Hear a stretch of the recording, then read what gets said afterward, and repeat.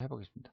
그래서 인구 구조와 인구 문제 이렇게 되어 있는데 연령별 인구 구조 이렇게 되어 있는 거야. 연령별 인구 구조는 선진국은 개발도상국보다 유소년층 인구 비중이 낮고 노년층 인구 비중이 높다. 그래서 높은 중위연령, 방초형 종염 이렇게 나와 있습니다. 그래서 일단 용어 정리를 좀 해볼까요? 자, 인구에서 유소년층 인구를 이제 나눌 때 연령별로 어떻게 되냐면 청장년층, 그다음에 노년층 이렇게 되어 있습니다. 자, 유소년층과 청장년을 나누는 거는 15세입니다. 그 다음에 청장년과 유소년층을 나누는 기준은 65세입니다. 15세, 65세. 그래서 0에서부터 15는 유소년, 16에서부터 64까지는 청장년, 65세 이상은 노년 이렇게 돼 있어. 몇에서 몇 이런 거보다는 그 나누는 기준이 이렇게 된다라고 하면 돼. 그러니까 15세부터 15살에 끊어갖고 여기에 해당하는 건 청장년층. 여기서부터 이렇게 하는 거. 자, 유소년층, 청장년층, 노년층. 여러분은 어디에 속하나요? 청장년층입니다. 여러분 청년에 속합니다. 청년. 자, 이 중에서 경제 활동을 주로 하는 연령층은 어딘가요? 그렇죠. 청장년층이요. 청장년층은 경제 활동 연령입니다. 근데 여러분들을 그러니까 청장년층이 돈 버는 세대인 거야. 여러분들도 원래 돈 벌어야 되는데 돈 안 벌고 수업 받고 있죠. 그럼 뭐 하는 거야? 수업 받는 거야. 미래에 대한 투자죠. 미래에 대한 투자. 나중에 더 많은 돈을 벌기 위해서 더 많은 더 활발한 경제 활동을 해서 지금 투자를 하는 거죠. 이렇게 나옵니다. 그래서 여러분들이 여기는 경제 활동 연령이고 여기는 유소년층 비경제 활동이죠. 어, 어, 그러니까 중학생 일하고 있으면 안 되지. 중학생 일하고 있으면 어떻게 되는 거야? 중학생 일하면 아동 노동 착취입니다. 그러면 안 돼. 비경제 활동. 노년층은 은퇴 연령이죠. 비경제 활동 임금입니다. 그래서 이렇게 따져보는 거야. 이걸 따져본 다음에 예, 그래서 이제 그 다음에 나타나는 게 인구 피라미드라는 개념입니다. 인구 피라미드는 연령별, 성병, 인구 구성을 한눈에 알 수 있도록 피라미드를 모양을 나타낸 것이다. 가로축엔 남녀 인구, 세로축엔 나이 이렇게 되어 있습니다. 그래서 이제 요거를 이제 또 자세히 좀 보면 요건 필기 됐겠지? 어, 좀 확대해서 볼게. 어, 자, 인구 피라미드 이렇게 있으면 이건 좀 약식으로 나타나 있는 거야, 보통. 요 약식으로 나타나 있고 좀 자세하게 나타나 있는 인구 피라미드는 어, 밑에 여기 있어요. 이런 게 인구 피라미드입니다. 인구 피라미드. 요걸로 이제 먼저 볼까? 이제 인구 피라미드 설명하는 거니까. 여기서 인구 피라미드는 보면 한쪽은 남자, 한쪽은 여자, 세로축은 연령이 나타나 있습니다. 네, 퍼센트가 나올 때고 여기 밑에 값이 퍼센트일 때도 있고요. 이게 명일 때도 있습니다. 요런 것도 여러분들이 그래프를 좀 잘 봐야 됩니다. 그래서 인구 피라미드가 나오면 어, 유소년층, 유소년, 청장년, 노년층 이렇게 구분을 해야 돼. 어떻게 구분하면 그냥 정확하진 않아도 되니까 대략적으로 15세 있는데 이렇게 선을 하나 긋습니다. 65세 있는데 선을 쓱 긋. 쓱 끄면 요 구간은 무슨 구간이야? 유선형 구간이죠. 여기는 청장년 구간이고 여기는 노년층 구간입니다. 자, 이렇게 되면 지금 여기 인구 피라미드를 보니까 어때? 유소년층 비중이 상대적으로 많죠? 상대적으로 많은 거 보니까 애들이 많이 나오네. 출생률이 높은 국가입니다. 출생률이 높은 국가. 그렇다면 중위 연령은 어떻게 돼? 낮겠죠? 그럼 말 나온 김에 바로 같이 비교를 해볼까요? 옆에 걸 이렇게 딱 보겠습니다. 자, 여기는 어때? 유소년층 비중이 굉장히 적죠? 상대적으로 노년층 비중이 많죠? 여기는 중위연령이 높겠네. 그렇다면 여기는 선진국, 조금 전에 거는 개발도상국 이렇게 되겠다. 라는 거를 인구 피라미드를 통해서 알 수가 있겠죠. 이런 식으로 확인할 수 있게 하는 것이 인구 피라미드입니다. 인구 피라미드. 그래서 이제 다음 장에 나오는 거니까 또 구체적으로 보고, 이제 지금은 인구 피라미드에 대해서 이제 더 자세히 설명을 해보면, 이런 식으로 인구 피라미드는 이런 식으로 보는 거고, 자, 그 다음에 이제 또 많이 나오는 게 피라미드 종형, 방충, 막 이런 소리가 많이 나와. 그래서 선진국은 개발도상국보다 유선연층 인구 비율이 낮고, 선진국은 낮고 노년층 인구 비율이 높다. 그래서 높은 중위연령이 높다는 거지. 그다음에 방충이나 종형. 응? 반면에 개발도상국 같은 경우는, 개발도상국은 어떻게 돼요? 궤도국은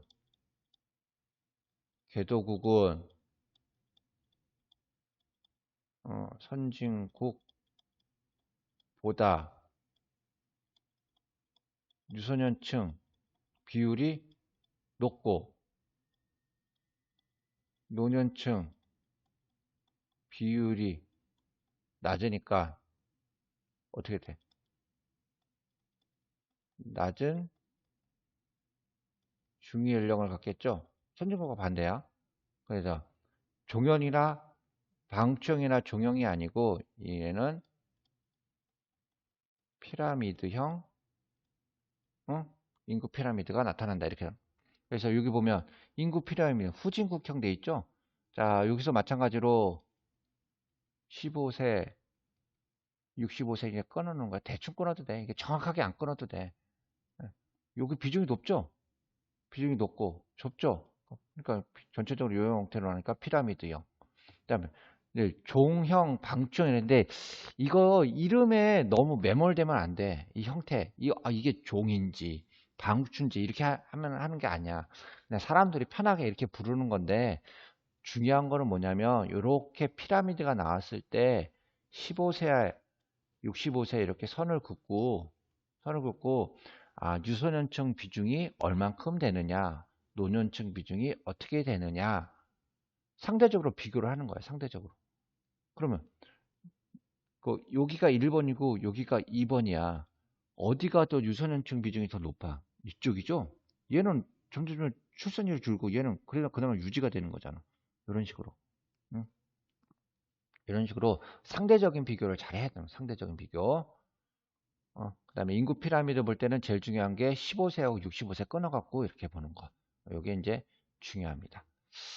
그다음에 산업별 인구 구조는 선진국은 개발도상국보다 1차 산업 종사자 비율이 낮고 3차 산업 종사자 비율이 높습니다.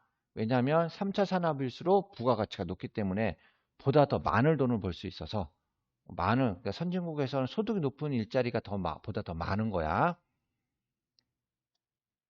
그다음에 사회적 증강과 이렇게 전입 전출했는데, 이거는 X해도 됩니다. 선생님이 그냥 따왔는데, 이거는 한국지리에서 주로 나오지 세계지리 아닌가? 뒷부분에 나오나? 선생님 그거 모르겠네. 그럼 X 하지 말고 그래서 설명할까? 그러니까 전입이야. 별형은 전입이야. 중간에 여기가 좀 많죠. 여기가 좀 특별하게 많죠. 이사 가는 거야. 이사를 가는데, 이사를 주로 다니는 연령층은 청장년이야. 청장년이 어떤 동네로 이사를 막 들어가. 거기 왜 들어갈까? 거기 왜? 살기 좋아서. 왜 살기 좋을까? 자연환경이 좋아서. 요즘은 자연환경이 문제가 아니지. 일자리가 많아서. 그러니까 도시에 이렇게 많은 거야. 반대로 일자리가 없는 농촌에는 청장년이 떠나죠. 그래서 청장년층, 여기가 홀쭉하게 나타납니다. 여기 별형 표준박형 돼 있는데, 이것도 그 형태 이름에 매몰되지 말고, 여기서는 청장년이 많이 증가하고 여기는 청장년이 되게 감소를 했네.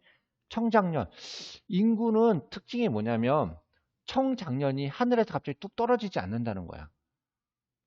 20살이 되려면 0세에서부터 19세까지 거쳐야지 20살이 되는 거야.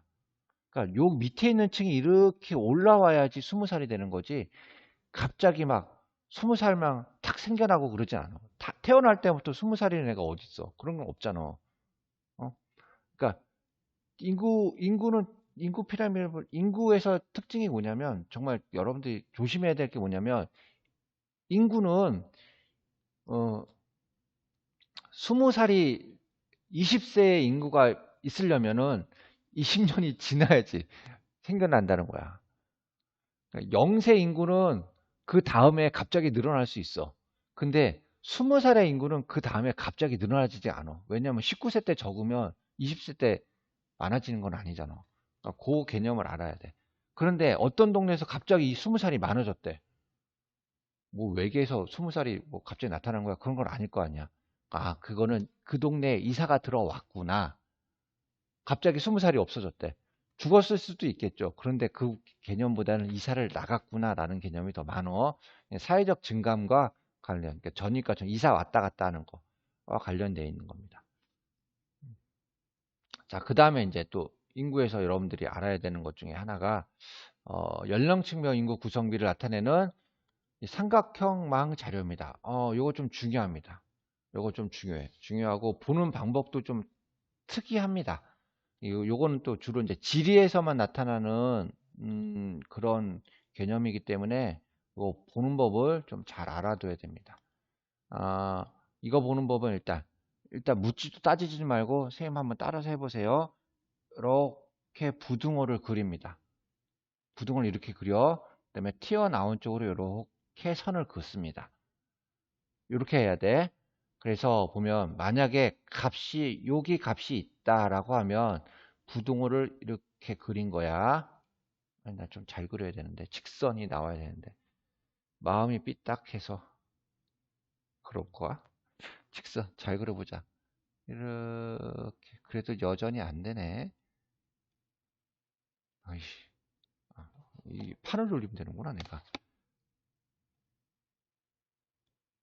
아이씨, 또 안 돼. 왜 이렇게 못 그리지 오늘? 빨리 싹 이렇게. 부등호를 그리고 딱 앞으로 튀어나가게. 그러면 0에서 14세까지는 60에 걸리죠. 그 다음에 15세에서 60에는 어떻게 돼? 10에 걸리죠. 그 다음에 65세 이상은 이렇게 가야 되는 거지. 30에 걸리죠. 자, 60, 10, 30 더하면 몇이야? 100 나오죠. 자, 이걸 봤을 때 새 값을 더했을 때 100이 아니면 잘못 읽은 거야. 잘못 읽은 거. 그래서 똑같은 형태로 여기 A 값을 읽어보겠습니다. A는 어떤가요? 0에서 어떻게 보라? 이렇게 하라 그랬죠? 부등호를 한 다음에 튀어나오는 거. 여기 값을 읽으면 어떻게 돼? A는 이 정도. 부등호를 그리면 이 정도. 그 다음에 이렇게 되겠죠? 그래서 0에서 14세는 40%. 퍼센트 값이니까 여기 그걸 15에서 65, 64세까지는 몇 정도 되는가? 이거 몇 정도 하면 돼? 한 58 정도 하면 될까요? 여기는 쭉 가는데 여기가 한 2 정도 되겠죠? 2%. 다 더하면 100% 이렇게 되는 거죠. 그러면 얘는 유소년은 40, 청장년은 한 58, 노년층 65세 이상은 2% 이렇게 됐네. 자, 반대로 B를 보겠습니다. B를 보니까 이렇게 되겠죠.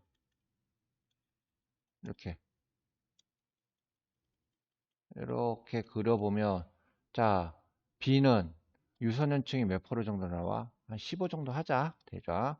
그 다음에 청장년 15에서 64세는 65 정도. 그 다음에 이거는 노년층은 20 정도, 대략 20 정도. 20. 이렇게 하면 어떻게 돼? 100 나왔네. 자, 두 개를 봅시다. 유소년층 비율. 여기가 더 높죠? 노년층 비율. 여기가 더 높죠? 이렇게 된다면, 어디가 선진국이고 어디가 후진국이니? 선생님이 답을 적어놨으니까. 여기가 후진국이 될 거고, 여기가 B가 선진국이 되겠죠? 그럼 얘는 몇 단계 정도 되겠어? 2에서 3단계. 얘는, 4에서 5단계 가는 거죠. 노년층 인구 비중이 되게 높으니까. 이런 식으로 나타내는 거예요. 이거 보는 거 꼭 알아둬야 돼. 이렇게 부등호한 다음에 이렇게 넘어가는 겁니다. 근데 이 삼각형 그래프는 이렇게도 나타낼 수도 있고요.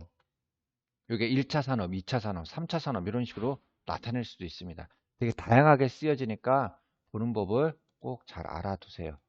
자, 그 다음에 계속해서 인구 계속 보면, 자, 저희 인구 피라미드 보는 법 봤으니까 선진국과 개도국의 인구 구조와 인구 문제 구체적으로 이제 보면 또 계속 똑같은 얘기가 계속 반복되고 있는 거야. 자, 인구 피라미드가 나오면 아까도 봤지만 어떻게 하라 그랬지? 15세에서 65세인데 선을 그냥 대충 이렇게 그어줍니다. 이렇게 피라미드 이렇게 대충 그었어.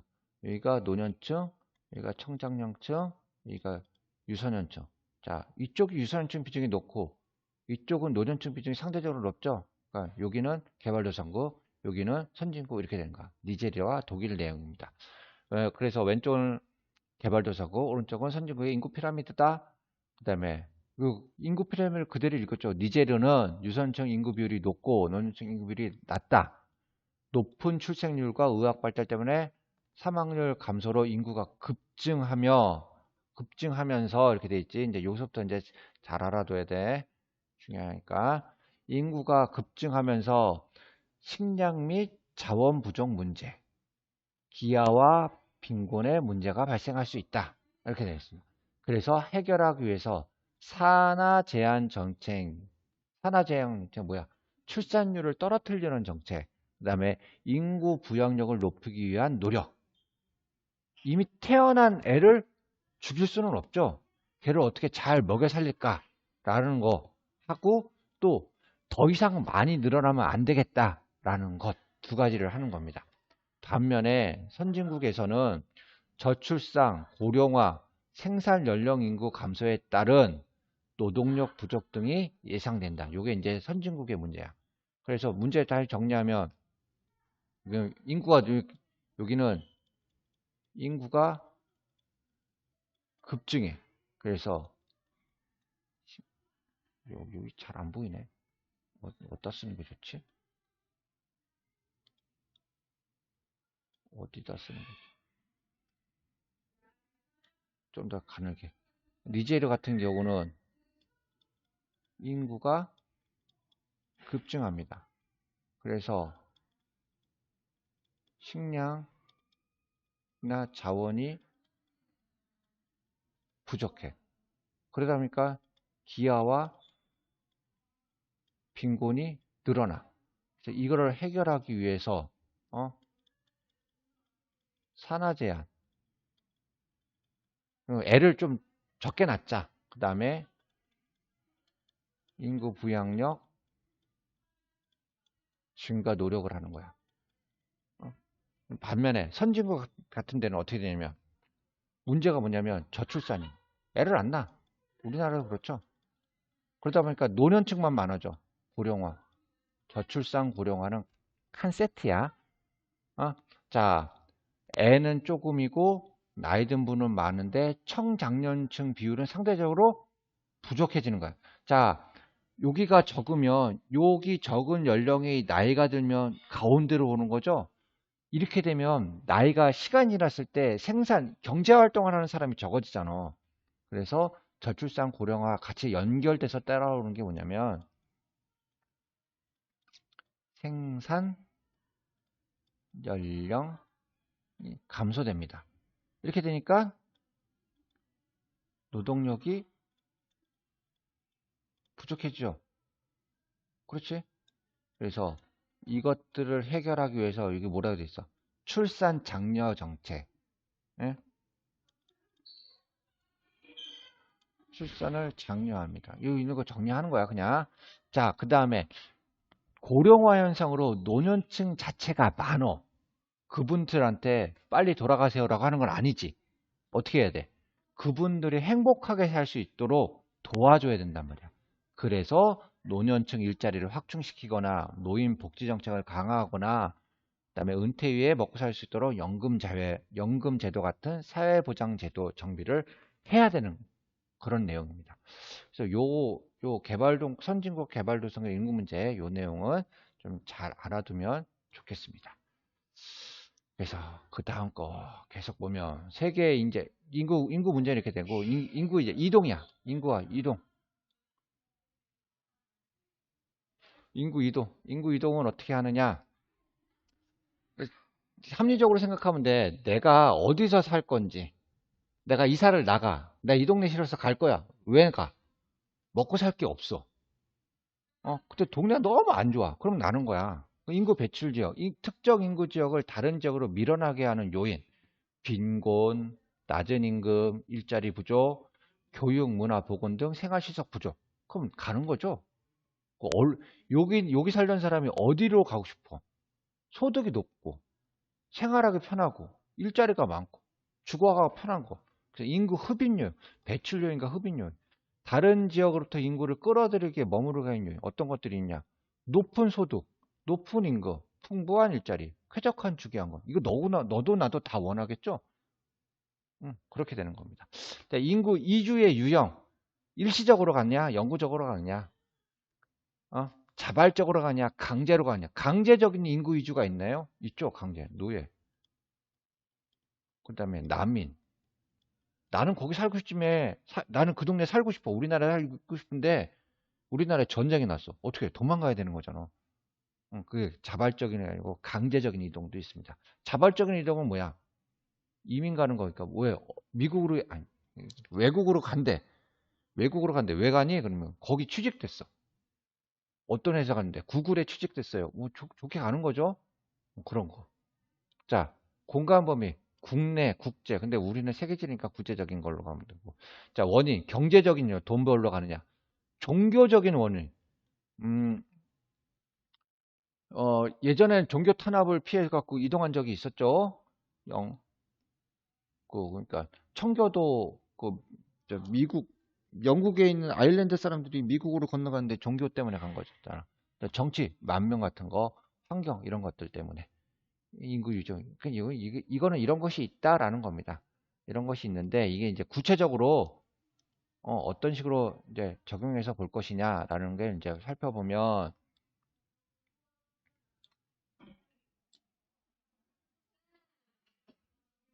나 녹화 중인데 애들이 막 들어오네.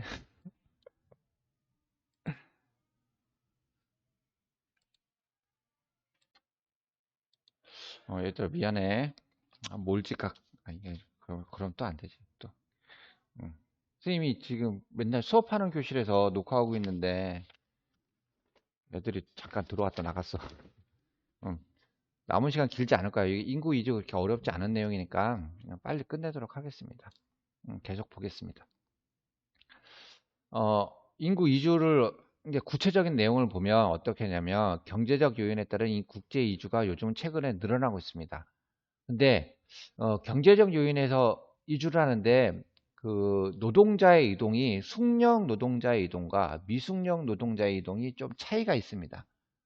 음, 숙련 노동자의 이동 같은 경우는 더 높은 소득이나 더 나은 환경을 위해 하는 인구 이주입니다. 그래서 더 높은 소득이나 더 나은 환경이라는 건 뭐야? 지금 이미 소득이 높고, 그다음 지금 이미 생활 환경이 괜찮아. 그 얘기는 내가 살고 있는 곳도 살만한 곳이야. 근데 거기는 더 살기 좋다. 이런 개념이죠. 그래서 선진국, 신흥개발국에서 선진국으로 이주하는 경우가 많습니다. 그래서 대표적인 예가 유럽, 중국, 인도 같은 곳에서 미국으로 이주하는 그런 경우입니다. 반면에 미숙련 노동자의 이동이면 소득 수준이 낮고 고용 기회가 적은 저개발국에서 소득 수준이 높고 고용 기회가 높은 선진국으로 이동하는 것들을 말합니다. 그래서 아프리카에서 유럽으로 간다던가, 아프리카에 있는 사람들이 유럽으로 간다던가, 멕시코에 있는 사람들이 미국으로 간다던가, 멕시코에 있는 사람들이 미국으로 간다던가, 동남 및 남부아시아, 그러니까 여기죠. 여기 살고 있는 여기 있는 사람들이 예? 사우디아라비나 아라비아나 아랍에미레이트 같은데 이쪽 서남아시아 쪽이나 우리나라나 일본 같은 곳으로 가는 경우가 대부분 그런 예가 있습니다. 그래서 여러분들을 주변에서 어, 해봐 이 동네도 외국인 노동자가 있나요? 이 동네는 외국인 노동자 잘 없죠. 서울에서는 외국인 노동자가 그렇게, 이렇게 있죠. 있긴 있죠. 근데 그분들이, 어, 일정한 장소에 잘 모이는 그런 걸 여러분들 잘 보기 힘들 텐데, 주말에 올림픽 공원 이런 데 가면은, 외국인 노동자분들이 이제 모여서 같이 이제 지금은 아니야. 지금은 코로나 때문에 사람들이 안 모이는데 예전에는 외국인 노동자분들이 올림픽 공원 같은 데 같이 모여서 같이 얘기하고 모임을 갖고 하는 걸 흔히 서울 지역에서 볼 수 있고 조금 지방으로 나가면 여기서 가까운 뭐 의정부나 포천이나 뭐 양주나 이런 데로 나가면 꽤 많이 볼 수 있습니다. 그다음에 인구 이동 특징 중에서 난민 발생이 있습니다. 난민 같은 경우는 강제 이동이라고 볼 수 있습니다. 내전, 테러 등이 발생하거나 급식한 경제난을 겪고 있는 지역에서 난민이 발생합니다. 그래서 대표적인 게 시리아, 아프가니스탄 같은 겁니다. 그래서 여기 자료 이제 보면 국가별 이민자 비율과 유입 인구 수 이렇게 되어 있습니다. 이민자 비율, 유입 인구가 나는 게 네모칸 있지, 네모칸. 네모칸이 이제 유입 인구가 얼마나 되느냐, 그러니까 칸이 많으면 많을수록 유입 인구가 많은 거죠. 유입 인구가 많은 거고 이민자 비율을 색깔로 따졌을 때 미안해. 나라 구성원 중에서 본토박이가 아니고 이민된 사람들로 구성된 나라들 이걸 나타내는 거야.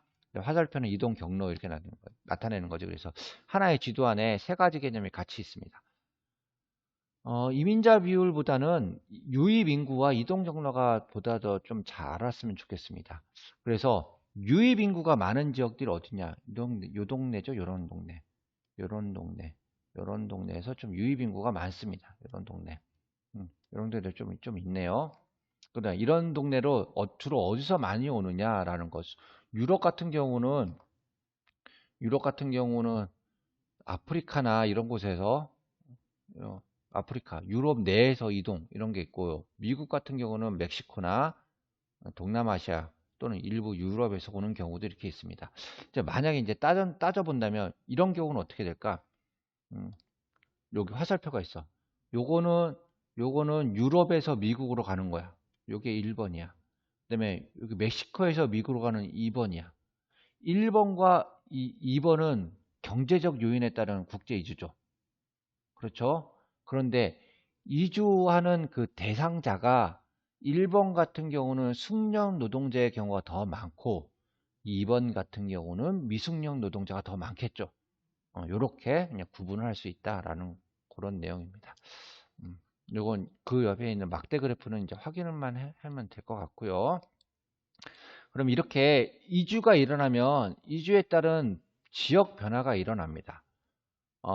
인구가 나가는 동네, 인구 유출 지역에는 어떤 일이 있느냐? 긍정적으로는 뭐냐면 해외 이주 노동자들이 자국으로 송금액을 보냅니다. 그러니까 우리나라에서 돈 번 사람들이 자국으로 돈을 보내는 거죠. 그래서 그 송금을 받는 나라에서는 지역 경제가 활성하고, 그다음에 실업률이 하락합니다. 왜냐하면 거기 나가서 일자리를 찾았으니까. 반면에 부정적인 영향은 뭐냐면 지속적인 생산 연령 인구 유출이야. 그러니까 자국에서 일해야 되는 사람들이 외국에서 나가라니까 본인이 원래 있던 자국은 일하는 사람들이 일을 해야 되는 사람들이 빠져나간 거죠. 그래서 경제 발전이 더디게 됩니다. 또 고급 기술 및 젊은 인력이 해외로 유출돼 버립니다. 그래서 자국의 경제 성장이 더디게 됩니다. 이런 이유 때문에 산업 성장이 둔화되고 사회적 분위기가 침체되고 장기적인 고용 창출이 어려우기도 합니다. 이게 합리적으로 생각하면 돼. 인구 유입 지역, 인구가 들어오는 곳은 긍정적인 거면 부족한 노동력을 확보할 수 있습니다. 그 다음에 문화적 다양성이 증가될 수 있습니다. 이것도 문화적 다양성. 우리나라에서 외국인들을 많이 보고 외국 문화를 접할 수 있는 기회가 많은 거죠. 근데 부정적인 건 뭐냐면 외국 문화를 접하는데 외국 문화와 우리나라 문화가 너무 많이 차이가 난다면 그에 대한 갈등이 발생할 수도 있습니다. 그다음에 이주의 집단 거주지 형성으로 지역 내 갈등이 발생할 수도 있습니다. 이런 사례들이 있습니다. 사례들.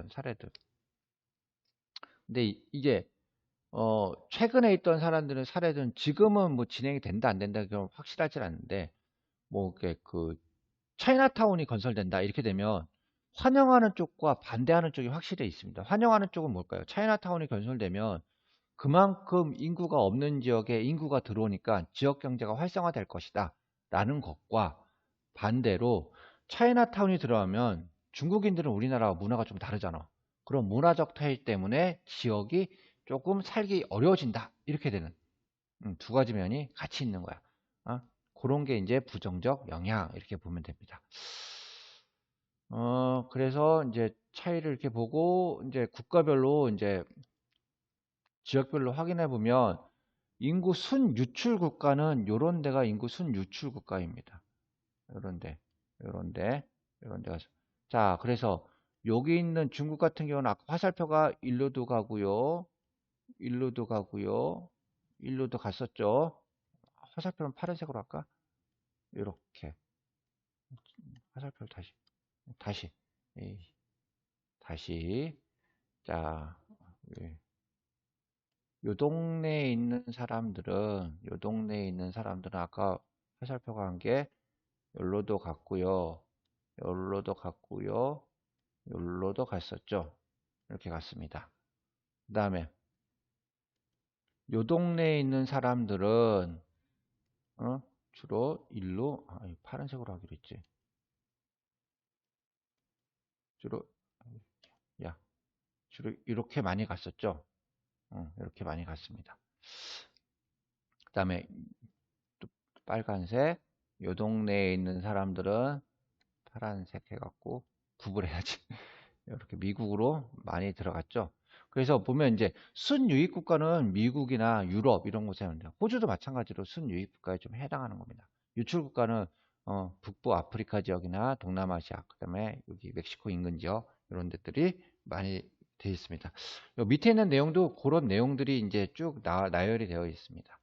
그리고 잠깐 돌려서 다시 필게.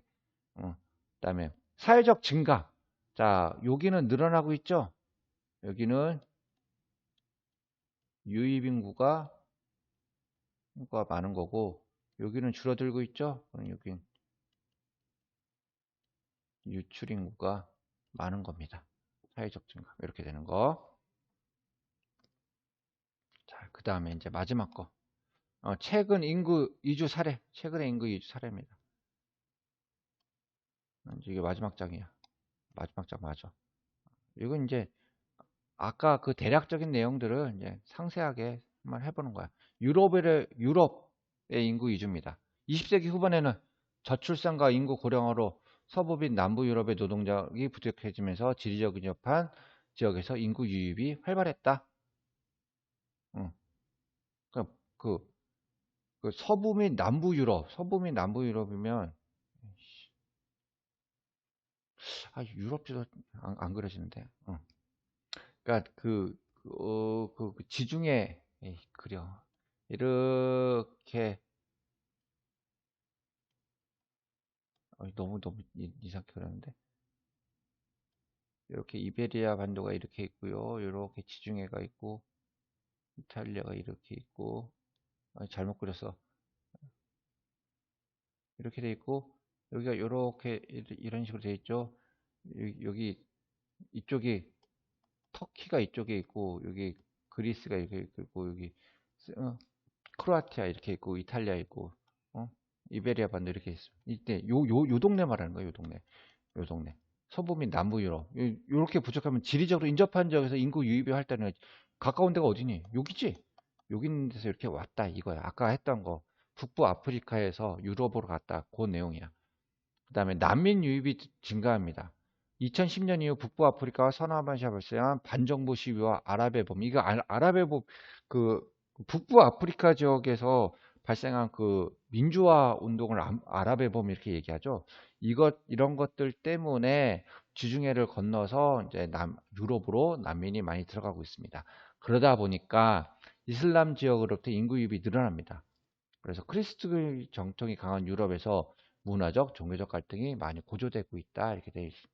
뭐 이거는 뭐 그 다음에 요거는 예전에 비해서 이슬람 인구가 얼마나 늘었나 이 내용들입니다. 그 다음에 서남아시아와 산유국의 인구 유입이 이렇게 됐습니다. 인구 유입 보면 화석 에너지 자원 수출입을 통한 자본 유입 및 경제 성장이 이런 나라들에서 일어납니다. 그러니까 이런 나라들이 돈이 많아졌지, 경제가 성장을 했으니까 석유를 팔아서 돈이 많아진 나라들이야. 그러니까 내가 돈이 많아졌어. 그렇다면 길도 좀 닦아야겠고, 수돗물도 좀 잘 나오게 해야 되겠고, 항구도 좀 좋은 거 만들어야겠고, 막 이래갖고 사회 간접 자본 및 기간 산업 건설이 늘어납니다. 건설업이 많이 늘어나. 토목공사 이런 데. 그러니까 노동이 수요가 늘어나. 일할 사람들 필요한 거죠. 그래서 주변 아시아 국가, 인도, 파키스탄에서 젊은 남성들이 여기 돈 벌러 가고 있습니다. 우리나라도 예전에 사우디아라비아로 그러니까 여러분들의 할아버지 세대라고 하면 될 거야. 할아버지 세대쯤 됐을 때 그분들이 이제 보통 이제 사우디 가고 그 해외 건설 현장에서 일을 한 다음에 국내로 송금하고 그랬었죠. 음. 그다음에 최근에는 외국인 노동자 이주 및 잔류를 제한하고 있습니다. 왜냐면 여기서 그런 사람들이 와갖고 계속 자기네 돈만 벌고 그냥 씩 가버리니까 안 된다 이렇게 되는 거야. 그래서 또 이슬람 문화지역 출신 노동자 비율을 보다 더 많이 받고 있습니다. 이상한 사람들 와갖고 막 하면 여기도 안 좋아하니까 그런 개념들. 최근 인구 이주 사례는 그 사례가 이렇게 나오는 겁니다. 이제 여러분들 이제 사례적으로 이렇게 보는 거고 여기 부분보다는 더 중요한 게 중지를 해야 되는 거야. 여기 부분보다는 중요한 게 요 요거 인구 이주에 대해서는 요 부분이 더 중요해. 요 부분. 여기 요 부분. 요 부분이 중요하고 요 표 같은 거 이런 거 좀 중요합니다. 그래서 그러니까 여기서 발생할 수 있는 문제, 여기서 발생하는 긍정적 효과, 뭐 이런 것들 할 수 있겠죠. 음. 이제 수업은 여기 끝이고, 빨리 끝내는 게 좋겠지. 다른 소리 하는 거 말고 방학 잘 보내면 됩니다. 그리고 어, 방학 온라인 요거 마지막 방학 좀 마지막인데 좀 잘 들어줬으면 좋겠어. 수고했습니다.